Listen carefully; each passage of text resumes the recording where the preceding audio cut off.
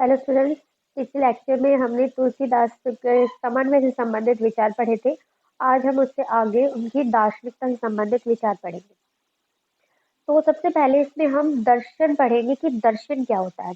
दर्शन शब्द दृष्ट धातु में ल्योट प्रत्यय लगाने से निष्पन्न होता है, जिसका अर्थ होता है देखना या प्रत्यक्ष करना। जीवन और जगत के बारे में बहुत सारे जो विचारक हैं उनके मन में विभिन्न तरह के विचार उठते हैं और उन विचारों को ही दर्शन कहा जाता है। जीवन के बारे में प्रत्येक व्यक्ति का निजी दृष्टिकोण होता है, यानी कि उनका अपना अपना दर्शन होता है, उनका अपना जीवन दर्शन होता है। दर्शन को दो रूपों में ही समझा जा सकता है, यानी कि जिसमें पहला है जीवन दर्शन और दूसरा है जीव भ्रम और माया से संबंधित व्यक्ति के अपने विचार।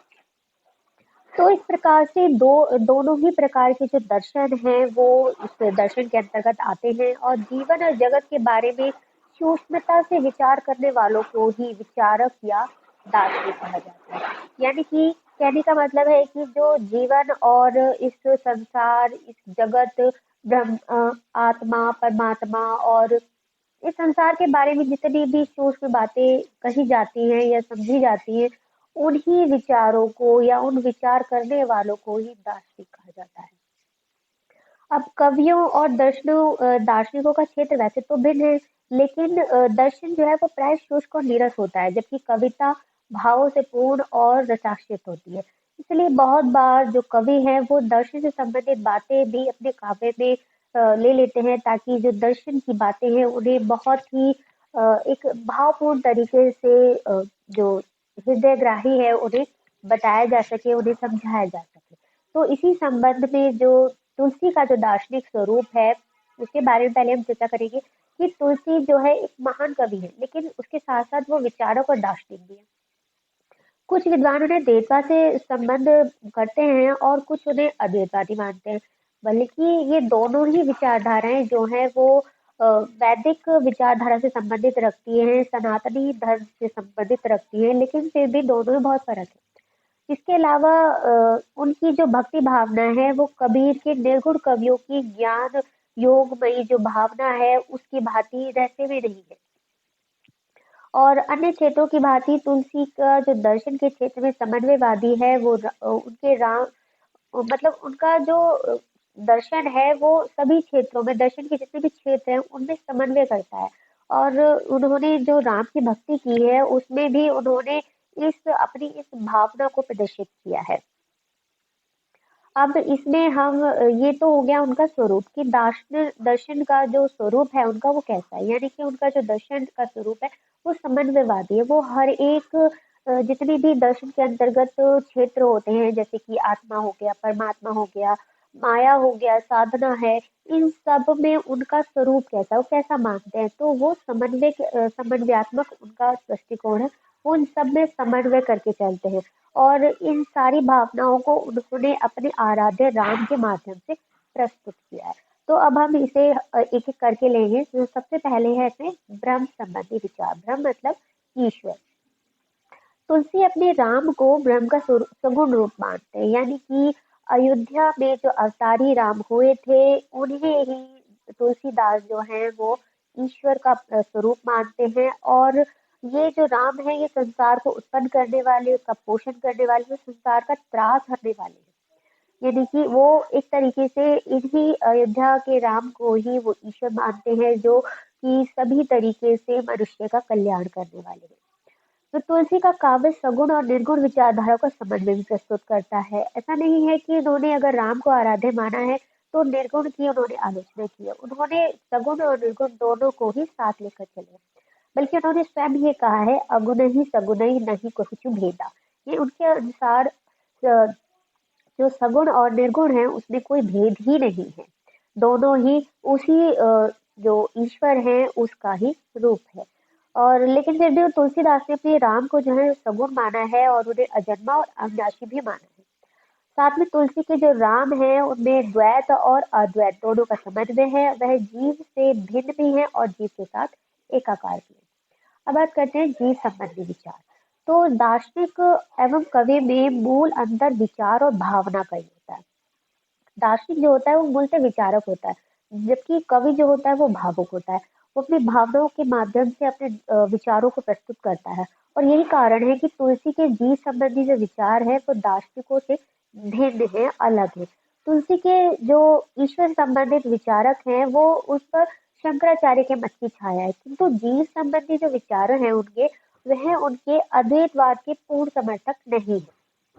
क्योंकि शंकराचार्य जो है वो अद्वैतवाद के समर्थक हैं। और जब तुलसीदास जीव संबंधी विचार प्रस्तुत करते हैं तो उसमें उनके अद्वैतवाद की झलक नहीं मिलती है, उसके समर्थक वो दिखाई नहीं देते हैं।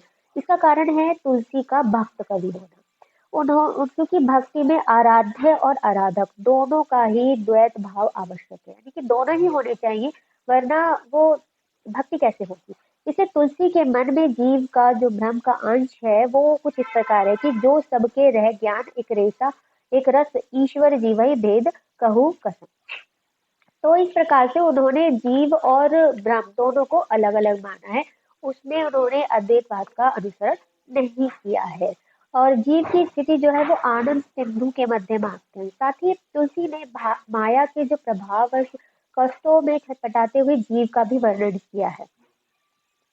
तो अब बात करते हैं हम इनके जगत संबंधी विचारों के बारे में। तो अद्वैतवादी जो तुलसी हैं, उन्होंने ब्रह्म को सत्य और जगत को मिथ्या माना है। उनका मानना है कि जो ईश्वर है वो तो सत्य है, लेकिन जो संसार है ये मिथ्या है, क्षणभंगुर है। और वेदांत दर्शन के जो अध्यारोप हैं और जो अपवाद के अनुसार तुलसी को भी जगत मात्र भ्रम लगता है। भ्रम मतलब मिथ्या लगता है। और जैसे मानव को रस्सी में सर्प की प्रतीति होती है, उसका भ्रम होता है, उसी प्रकार ये जगत भी एक स्वप्न के समान है जो वास्तविक सा प्रतीत होता है। और इसीलिए तुलसीदास जो है वो जीव को जागृत करते हैं और उन्हें इस वस्तु स्थिति से अवगत कराने की कोशिश करते हैं। राम की रचना यह सृष्टि मन को भरमाने वाली है। उनके अनुसार केवल राम नाम का सहारा लेकर ही भक्त जो है इस मायाजाल को तोड़ सकता है। अब इसके बाद आता है माया संबंधी विचार। माया के संबंध में तुलसी के जो विचार हैं वो वेदांत से प्रेरित है। वेदांत में माया जो है वो अज्ञान की अवधारणा है और उसी आवरण शक्ति से, अपनी जो आवरण शक्ति है उससे ब्रह्म के अंश जीव को उससे दूर करती है, ईश्वर से उसे अलग कर देती है। माया के वश में होकर ही जो जीव है वो भ्रमित हो जाता है और सारे जीवन जो है वो दारुण दुख पाता है। और माया के जो ये अधिष्ठाता हैं, जो स्वामी हैं, वो ईश्वर ही है।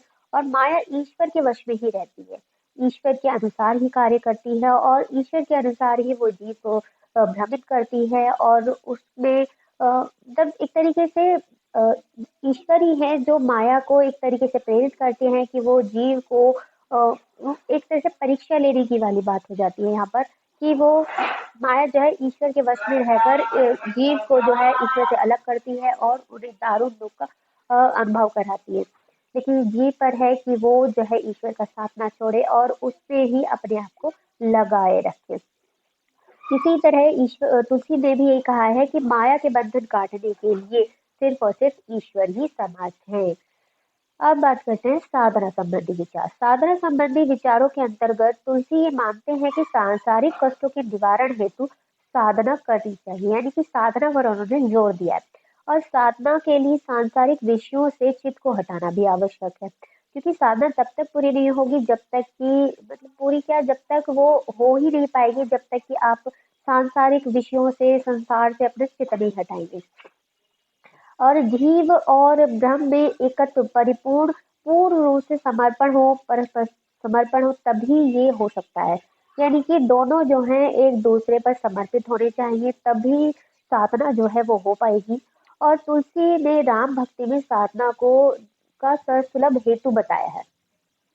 उनके अनुसार रघुपति भक्ति सुलभ सुखकारी सो भवताप शोक भयहारी। तो उनके अनुसार जो उनकी साधना है, जो राम भक्ति है, वो ही जो है साधना का सबसे आसान मार्ग है वो, और सबको सुलभ भी है, मतलब सबसे आसान भी है और सबके लिए कहना चाहिए ग्रहणकारी भी है, उसे ग्रहण करने के लिए भी आसान है। तो इसीलिए उन्होंने तुलसीदास ने राम भक्त को ही साधना का सबसे आसान उपाय बताया है। इस प्रकार तुलसी के जो दार्शनिक सिद्धांत है उसकी विशेषता यह है कि वह वेदांत दर्शन में पूरी तरह से आश्रित नहीं है।